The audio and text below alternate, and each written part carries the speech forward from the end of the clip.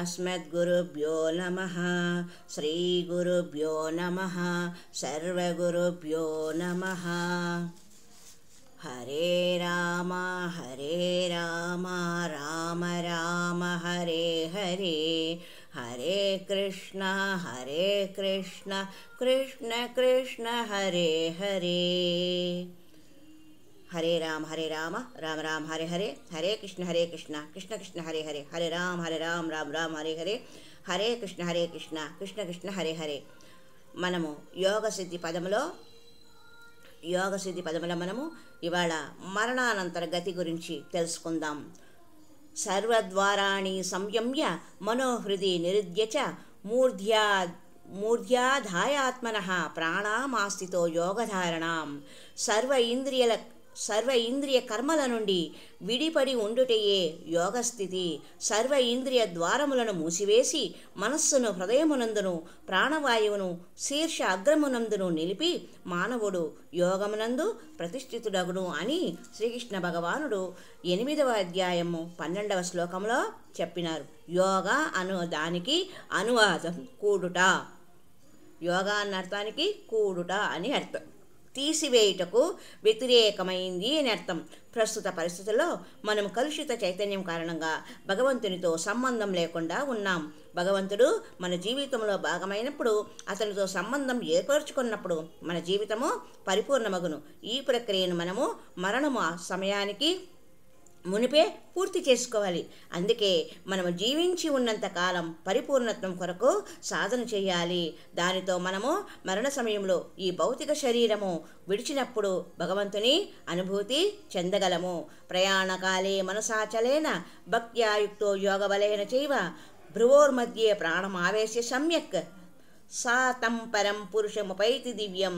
మరణ సమయమున ప్రాణవాయువును భ్రూమధ్యమున నిలిపి యోగశక్తిచే చలించని మనస్సుతో సంపూర్ణ భక్తిభావంతో దేవాది దేవుని స్మరించెడివాడు తప్పక పరమపురుషుని పొందగలడు అని భగవద్గీత 8వ అధ్యాయం 10వ శ్లోకంలో ప్రయాణ కాలము అంటే మరణించేటప్పుడు అర్థం. జీవితం సమస్తం ఈ అంతిమ పరీక్ష అయిన మరణం కొరకు సిద్ధంగా ఉండుట కొరకే ఉద్దేశించబడింది. మనము అట్టి పరీక్షలో ఉత్తీర్ణులమైనచో ఆధ్యాత్మిక లోకాలకు బదిలీ చేయబడతాం.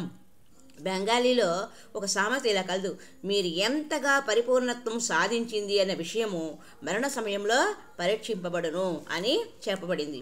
యోగి తన ఇంద్రియ ద్వారాలను మూసివేసే ప్రక్రియను ప్రత్యాహారం అంటారు. వ్యతిరేక స్థితి. ప్రస్తుతం మనము ఇంద్రియాలు భౌతిక అందాలను ఆస్వాదించడంలో మునిగి ఉన్నవి.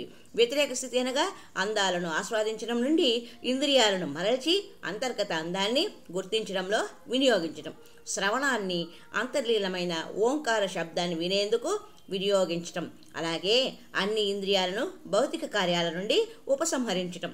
అప్పుడు మనస్సు హృదయంలోని పరమాత్మపై ఏకాగ్రమగును. మనఃహృది నిరుధ్య అనగా మనస్సును హృదయములో బంధించడం. యోగి ఎప్పుడైతే తన ఇంద్రియాలను మరలించి మనస్సును ఏకాగ్రపరిచి ప్రాణవాయువును శిరస్సు పైభాగానికి చేర్చి అక్కడ నుండి ఎక్కడికో వెళ్లాలో నిర్ణయించుకొనును. అనేక లోకాలు కలువు.